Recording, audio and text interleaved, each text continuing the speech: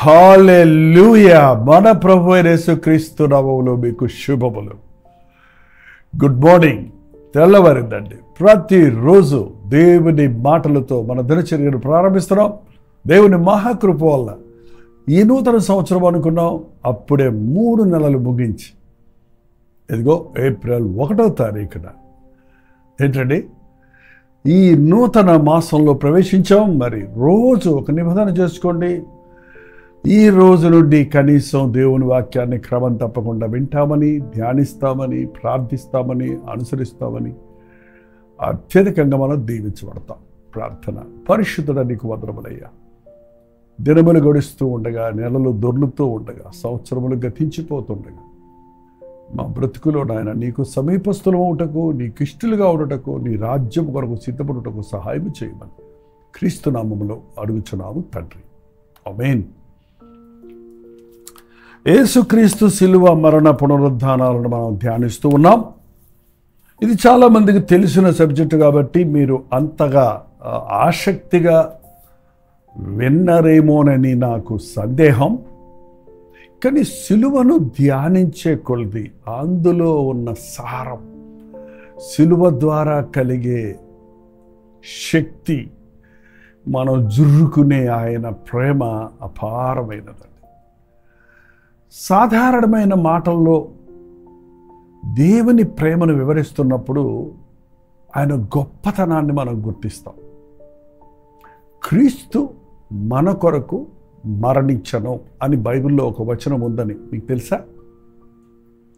చూడండి, రోమీయులకు రాసిన పత్రిక 5వ అధ్యాయము 8వ వచనంలోని చివరి భాగం. క్రీస్తు మన కొరకు చనిపోయెను. ఇంకా స్పష్టంగా మనం అనునయించుకోవాలంటే క్రీస్తు నా కొరకు చనిపోయెను. అంటే ఆయన ఎందుకు నా కొరకు చనిపోవాలి? మనం ఇంకా పాపులమై ఉండగానే క్రీస్తు మన కొరకు చనిపోయాను. మనం ఇంకా పుట్టక ముందే క్రీస్తు మన కొరకు చనిపోయాను. అది ఎలా సాధ్యం? జగతికి పునాది వేయబడక మునిపే ఆయన నిర్ణయంలో, ఆయన ఏర్పాటులో ఆయన సమస్తం ఎరిగిన వాడు ఉన్నాడు కనుక మానవుడు అవిధేయుడవుతాడు, అతనికి విరుగుడు లేదు. మానవుని పాపమునకు పరిహారము వేరే విధంగా కలగదని గుర్తించిన మన ప్రభు అప్పుడే స్త్రీ సంతానమునకు నీ సంతానమునకు వైరము కలుగుచేతునని దేవుడు సర్పముతో చెప్పినప్పుడే అపవాది సంబంధులకు దేవుని స్త్రీ సంతానం అని ఎందుకన్నారంటే, మనందరం స్త్రీ పురుష సంపర్కం వల్ల జన్మించాం. మనకు బిడ్డ పుట్టినప్పుడు ఎంత ప్రయాసపడి ప్రసవ వేదనపడి ఆమె కన్నప్పటికీ పలానా ఆయనకి కుమారుడు పుట్టారంటుంది. అందులో బైబిల్లో కూడా చూడండి, అబ్రహాము ఇస్సాకును గనను అని ఇలాగా పురుషులుగానే వారా అన్నట్టుగా ఉంటుంది అక్కడ.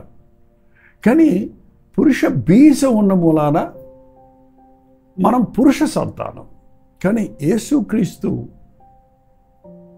పురుషుని అవసరత లేకుండా కన్య మరియ గర్భాన పవిత్రుడిగా ఆయన స్త్రీ సంతానముగా ఈ లోకంలోనికి వచ్చి పాపులమైన మన కొరకు పరిహారం చేశాడు. నీవు అతడు కాలు మీద కాటు వేయదువు, అతను నిన్ను తల మీద కొడతాడు అన్న మాట, పాపం వల్ల వచ్చిన మరణాన్ని యేసు ప్రభు తను మింగేసి, తను భరించి, తను జయించి, మరణము యొక్క బలము గలవా అని అనగా అపవాదిని మరణము ద్వారా జయించి పునరుద్ధానుడయ్యాడు. కనుక ఈరోజు పాపం వల్ల వచ్చే జీతమైన మరణము నుండి యేసుక్రీస్తునందు విశ్వాసం ఉంచిన వారు తప్పించబడుతున్నారు. అంటే ఈ లోకంలో మరణించక తప్పదు, అందరూ మరణిస్తాం. కానీ మరణించిన తర్వాత తీర్పు ఉంది. ఆ తీర్పులో మన శరీరంతో చేసిన కార్యాలన్నింటికీ లెక్క చెప్పాలి. అయితే యేసుక్రీస్తునందున్న వారికి ఏ శిక్షా విధి లేదు. కారణం, ఆ తీర్పు యొక్క శిక్షను ఆయన భరించాడు కనుక మనకు క్షమాపణ దొరుకుతుంది. మన జరిమానా ఆయన కట్టేశాడు కనుక మనకు విడుదల దొరుకుతుంది. ఎవరి పేరైతే జీవగ్రంథంలో రాయబడదో వారు అగ్ని గంధకములతో మండే గుండములో పాడవేయబడుదురు. అది రెండవ మరణం. ఆ మరణం శాశ్వతమైన మరణం మనకు లేదు. మీరు యేసుప్రభువునందు విశ్వాసం ఇచ్చారా? నీ స్థానంలో నీ కొరకు ఆయన మరణించాడని నమ్ముతున్నారా? మీ పాపములను ఒప్పుకొని వాటి కొరకు ఆయన ప్రాయశ్చిత్తం బలి చేశాడని నమ్మి విడిచిపెడుతున్నారా? మన పాపములు మనము ఒప్పుకొనిన ఎడల ఆయన నమ్మదగిన వాడు, నీతిమంతుడు కనుక మన సకల దుర్నీతి నుండి మనల్ని ఆయన పవిత్రంగా చేస్తాడు. యేసు రక్తము ప్రతి పాపము నుండి మనల్ని పవిత్రపరుస్తుంది. ఇది నిజమండి. అది వ్యక్తిగతంగా మీరు అనుభవించాలి. క్రీస్తు మన కొరకు చనిపోయాడు, నా కొరకు చనిపోయాడు. ఆయన పొందిన దెబ్బల ద్వారా నాకు స్వస్థత ఉంది. ఆయన చిందించిన రక్తము ద్వారా నాకు పాప విమోచన ఉంది. మీరు యెషయా గ్రంథం 53వ అధ్యాయం చదివారా? ఈ రోజుల్లో రోజుకోసారి చదవండి, తప్పేమి లేదు. ఎంతో సారాన్ని మీరు, ఎంతో సిలువను ముందుగానే ఎలాగూ యెషయా ప్రవక్తకు భవిష్యత్తును గురించి ప్రవచించాడో, యేసు ప్రభు సిలువుడి గురించి ప్రవచించాడో మీరు చూడగలుగుతారు. అక్షరాల 700 సంవత్సరాలకు ముందు యెషయా ప్రవచించిన ప్రవచనం క్రీస్తు పట్ల అక్షరాల నెరవేరింది. అందులో ఒక వచనాన్ని వాళ్ళు చదువుదాం, చూడండి, మళ్ళీ ధ్యానిద్దాం. 4వ వచనం దగ్గర నుంచి, నిశ్చయముగా అతడు మన రోగములను భరించను, మన వ్యసనములను వహించను. ఆయనను మొత్తబడిన వానిగాను, దేవుని వల్ల బాధించబడిన వానిగాను, శ్రమనొందిన వానిగాను మనం అతని ఎంచితిమి. నిశ్చయముగా అతడు మన రోగములను భరించాడు, మన వ్యసనములను, మన దుఃఖములను, మన శ్రమలను, మన బలహీనతలను ఆయన వహించాడు. తద్వారా పాపం వల్ల వచ్చిన శిక్షకు ఆయన గురయ్యాడు. ఆయన తను తాను అప్పగించుకున్నాడు బలిగా. ఒక గొర్రె రక్తాన్ని చిందించి పాప పరిహారం చేసేవారు. ఎందుకు? రక్త ప్రోక్షణ లేకుండా పాపక్షమాపణ జరగదు. అంటే పాపం వల్ల వచ్చిన జీతమైన మరణం నీకు బదులుగా ఒక గొర్రె చచ్చింది కాబట్టి నీకు ఆ రక్తము ద్వారా విమోచన ఉంది. కానీ గొర్రెల రక్తము, ఎడ్ల రక్తము శాశ్వతంగా మానవుని పాపానికి విమోచన కలుగు చేయలేవు. మనం బంధించబడిన వారిమైన మనల్ని, పాపులమైన మనల్ని విడిపించటానికి మనకంటే బలహీనమైన సామాన్యమైన జంతువులు రక్తం సరిపోదు కాదండి. ఒక బెగ్గర్ ఉన్నాడు, అడుక్కుంటున్నాడు, అతడికి చాలా అప్పులు ఉన్నాయి. అతడికి ఒక పూట తినటానికి తిండి కూడా లేనోడు వచ్చి నీ అప్పు నేను తీరుస్తాను అని అనటం వలన ప్రయోజనం ఉందా? ఒక కోటేశ్వరుడు వచ్చి నీ అప్పు నేను తీరుస్తాను అంటే అది సాధ్యమవుతుంది కదా? మన పాపముల నుండి మనము క్రయ విక్రయధనము మన దగ్గర లేదు. మనల్ని విమోచించగలిగిన ఆస్తి ఎవరి దగ్గర లేదు. వెండి బంగారాల వంటి క్షయమైన వస్తువులతో మనం విమోచించబడలేము. కాబట్టి యేసుక్రీస్తు అమూల్యమైన తన రక్తాన్ని చిందించి మన పాపానికి పరిహారం చేశాడు. ఇది నమ్ముతున్నారా? నమ్ముట నీ వల్ల అయితే నమ్ము వారికి సమస్తం సాధ్యం. యేసుక్రీస్తు సిలువనందు నమ్మకం ఉంచాలి. క్రీస్తు నా కొరకు చనిపోయాడు. మన అతిక్రమ క్రియలను బట్టి ఆయన గాయపరచబడ్డాడు. మన దోషములను బట్టి ఆయన నలుగుగొట్టబడ్డాడు.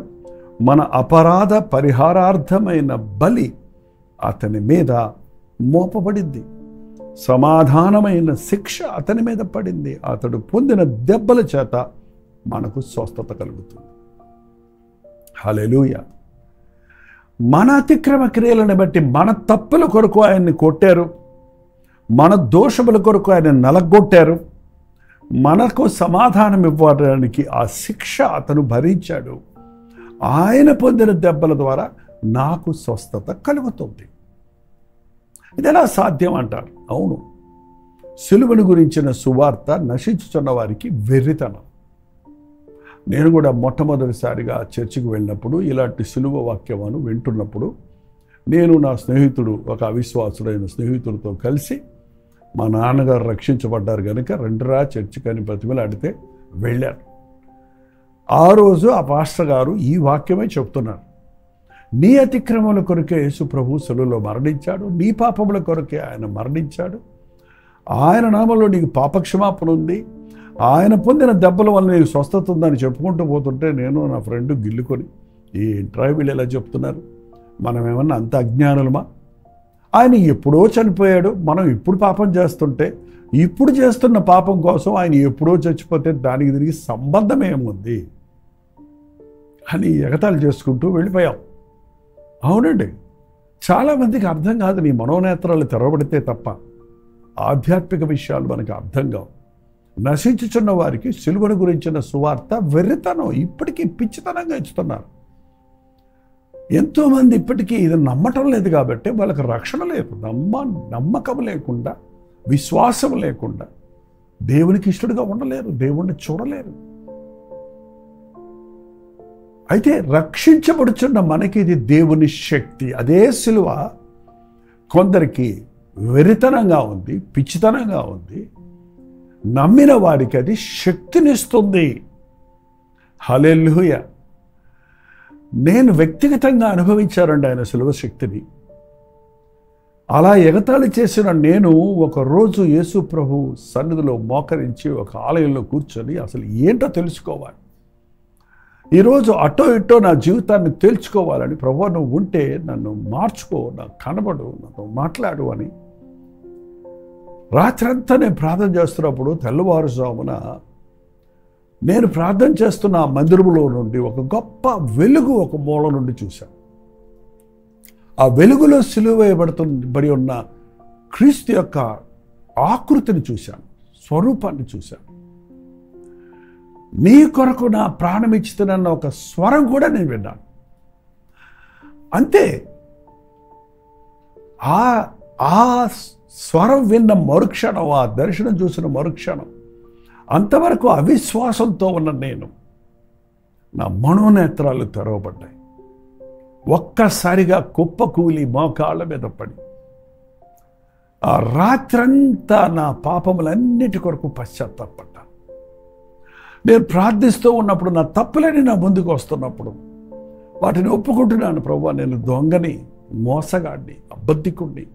ఎక్కడ దొంగతనం చేయలేదు, ఇంట్లో దొంగతనం చేశాను అనుకోండి, అమ్మ నాన్నను మోసగించాను అనుకోండి, ఫ్రెండ్స్ మోసగించాను అనుకోండి, శరీర సంబంధమైన క్రియల్లో పాపం చేయలేదు, కానీ అపవిత్రమైన ఆలోచనలతో, కళ్ళతో, చూపులతో ఎన్నో పాపాలు చేశాను. వారన్నిటి కొరకు ప్రభువా నేను అపవిత్రుడిని, నేను దోషిని. ఆ చిన్న చిన్న తప్పులు అంతవరకు తప్పులు కాదు అనుకున్నవన్నీ అవి పెద్ద పెద్దగా నాకు కనబడ్డాయి. వాటి కొరకు పశ్చాత్తాపడుతున్నప్పుడు అవన్నీ ఒక కాగితం మీద రాసినట్టు ఆ తప్పుల పట్టీలన్నీ ఆ కాగితం ఎగిరెళ్ళి ఆ సిలువకు ఉన్న మేకు గుచ్చుకున్నట్టు నేను దర్శనం చూశానండి. అంటే నా పాపములకు పరిహారం అక్కడ చేశాడు. అప్పుడు నాకు వెంటనే అర్థం కాలేదు, కానీ ఆ తర్వాత నేను గ్రహించింది ఏంటంటే, మనం పూర్వకాలం హోటల్కి వెళ్ళి భోంచేస్తే ఇడ్లీ తింటే వాడికి ఒక బిల్లు ఇస్తాడు. ఆ బిల్లు తీసుకెళ్ళి కౌంటర్లో కట్టిన తర్వాత వాడు ఏం చేస్తాడో తెలుసండి, అక్కడ ఉన్న ఒక ఊసకి దాన్ని గుచ్చేస్తాడు. అది చిల్లు పడిందంటే దానికి పేమెంట్ అయిపోయిందని అర్థం. నా పాపాలు ఆ సిలువ గుచ్చుకున్నప్పుడు అంటే నా పాపానికి ప్రభు పరిహారం చేసేసాడు. అంతేకాదు, ఆ రోజు నా హృదయం తేలికైంది, నా జీవితం మారిపోయింది, నా బండ గుండె బద్దలైపోయింది. లోకమంతా తిరిగి వచ్చి యేసు ప్రభు దేవుడు కాడన్నా నేను నమ్మను. నా దేవుడు సజీవుడని నేను ఎరుగుదును, నాకు పాప విమోచన కలుగజేశాడని ఎరుగుదును, నాకు పాపం మీద ఇచ్చుచున్నాడు. 1971 సంవత్సరం ఫిబ్రవరి 15వ తారీఖు నుండి ఈ రోజు వరకు యేసు ప్రభు కొరకు సాక్షిగా జీవిస్తున్నాను. ఆయన వాక్యానుసారంగా బ్రతుకుతున్నాను. ఆయన ప్రేమ సువార్తను ప్రకటిస్తూ ఉన్నాను. సిలువను గురించిన సువార్త నశించుచున్న వారికి వెరితనము కానీ, రక్షించబడుచున్న మనకు దేవుని శక్తి. నీ జీవితంలో పరిశుద్ధాత్ముని శక్తిని పొంది పవిత్రంగా బ్రతకాలని ఆశిస్తున్నావా? నీ పాపముల నుండి విడిపించబడుటకు, క్షమించబడుటకు, నీవు శుద్ధీకరించబడుటకు ఆశిస్తున్నావా? క్రీస్తు నా కొరకు మరణించను అని నమ్ము. నా అతిక్రమాల కిరణాలను బట్టి ఆయన గాయపరచబడను, నా దోషములను బట్టి అతడు నలగొట్టబడను, నా సమాధానార్థమైన శిక్ష అతని మీద పోపబడను, నా దోషముల కొరకు ఆయన నలుగట్టబడను, నా సమాధానార్థమైన శిక్ష అతని మీద పడను, ఆయన పొందిన దెబ్బల చేత నాకు స్వస్థత రక్షణ కలుగుచున్నది. విశ్వాసంతో దేవుని సన్నిధిలో ఈ వచనాలు చదివి మోకాళ్ళలోని ప్రార్థించండి. మీ జీవితంలో కూడా ఆ యేసుక్రీస్తు యొక్క శిలువ ద్వారా కలిగే పరిశుద్ధత, శుద్ధీకరణ, ఆధ్యాత్మిక శక్తి ఎలా ఉంటుందో అని మీ మట్టుకు మీరు గుర్తించగలుగుతారు. ప్రార్థన. పరిశుద్ధుడా, ప్రేమగల తండ్రి, ఆనాడే మా కొరకు నీవు సమస్తము సిద్ధపరిచావయ్యా. ఇంత గొప్ప రక్షణ మా కొరకు సిద్ధపరిచావు. రుసుము చెల్లించిన అవసరం లేకుండా రక్తాన్నిచ్చి మమ్మల్ని విమోచించి మమ్మను దీవించిన కొరకు ఇంత గొప్ప రక్షణను కలుగజేసినందుకు వందనములయ్యా. మా మనోనేత్రాలు తెరిచి మా స్థానంలో మా కొరకు నీవు చేసిన యాగాన్ని గుర్తించుటకు, మా దోషములు పాపములు నీ సన్నిధిలో ఒప్పుకొని విడిచిపెట్టుటకు, నీ రక్తములో కడగబడి పరిశుద్ధులుగా, నీకిష్టులుగా, నీ వాసించిన స్థాయిలో జీవించినట్లుగా మా ఒక్కొక్కరికి నీ సహాయం చేయమని క్రీస్తు నామములో అడుగుచున్నాను తండ్రి. ఆమేన్. మన తండ్రి అయిన దేవుని యొక్క ప్రేమయు, కుమారుడైన క్రీస్తు యొక్క కృపయు, ఆదరణకర్త అయిన పరిశుద్ధాత్మ యొక్క సహవాసము కూడి వచ్చిన మనందరికీ ఇప్పుడును సదాకాలం తోడయుండునుగాక. ఆమేన్. దేవుని స్తోత్రం. మీ ప్రార్థన అవసరాలు వారాలు 954041 నెంబర్కి, మీరు ఇతర దేశాల్లో ఉంటే 91001000 నెంబర్కు టెక్స్ట్ లేక వాయిస్ మెసేజ్ ద్వారా వాట్సాప్ పెట్టండి. మీ పక్షంలో మేము ప్రార్థిస్తున్నాం. మీరు కూడా ప్రార్థించండి, విశ్వసించండి. ఇంకా మీరు రక్షించబడకపోతే ఈరోజే మీరు ఒంటరిగా మీ గదిలోకి వెళ్ళి తలుపేసుకొని ప్రార్థించండి. నీ ప్రార్థన వినే ప్రభు నీతో మాట్లాడాలని, నిన్ను రక్షించాలని, నిన్ను నూతన సృష్టిగా మార్చాలని నీ కొరకు యాగమైన యేసయ్య ఎప్పుడూ సిద్ధంగానే ఉన్నాడు. ఇంత గొప్ప రక్షణ అలక్ష్యం చేయకండి, తప్పించుకోలేరు. ఉచితమైతే మధ్యాహ్నం 3 గంటలకు హెచ్చరిక, అలాగే రాత్రి 9 గంటలకు కలవరి ప్రతి దూరంలో మళ్ళీ కలుసుకుందాం. అంతవరకు దేవుని మహాకృప మీకు తోడేడుగాక.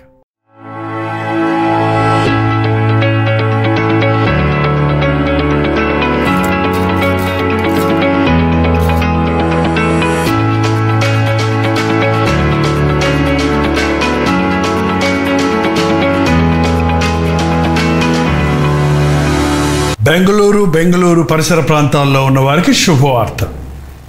ప్రవచితమైతే ఏప్రిల్ 10వ తారీఖున 1 డే గెట్ టుగెదర్ను బెంగళూరులో ఏర్పాటు చేస్తున్నాం. మీరు చాలామంది కోరుతున్నట్లుగా మిమ్మల్ని వ్యక్తిగతంగా చూడడానికి, మీకోసం ప్రార్థించడానికి, దేవుని వాక్యాన్ని అందించడానికి బెంగళూరు వస్తున్నాం. ఈ తారీఖును మీరు గుర్తుపెట్టుకోండి. రండి, పాల్గొనండి, దైవాశీస్సులు పొందండి. ముఖాముఖి మిమ్మల్ని చూడడానికి, వ్యక్తిగతంగా మీకోసం ప్రార్థన చేయడానికి అవకాశం కలుగజేయండి. చిన్నగా గమనించండి. Hudson community centre, CSI compound, opposite to Mitralaya girls high school, near corporation circle, Bengaluru. ఇంకా విషయమై మీ వివరాలు కావాలంటే 8939393939 అనే నెంబర్కి మీరు కాల్ చేయండి.